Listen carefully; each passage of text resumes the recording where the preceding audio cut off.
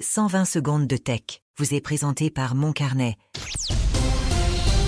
C'est l'édition du mardi 18 février. Le site Perplexity lance gratuitement Deep Research, un outil d'IA générative capable de produire des rapports détaillés en utilisant des centaines de sources en quelques minutes. Cette fonctionnalité, qui est quand même similaire à celle proposée par OpenAI pour $200 par mois, est accessible gratuitement jusqu'à 5 fois par jour avec inscription.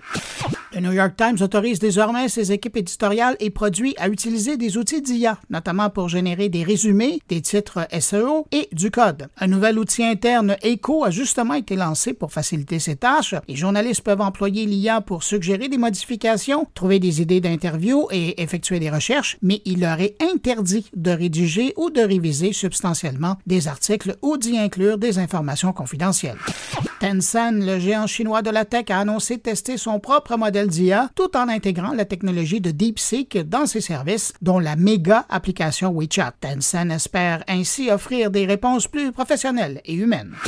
Parlant de DeepSeek, la Corée du Sud a retiré DeepSeek de ses boutiques d'applications pour examiner sa gestion des données personnelles. Le régulateur sud-coréen a relevé des manquements et conseille aux utilisateurs existants d'éviter de saisir des informations sensibles. Cette décision intervient dans un contexte de préoccupation mondiale concernant la protection de la vie privée avec des interdictions similaires en Italie, en Australie et à Taïwan.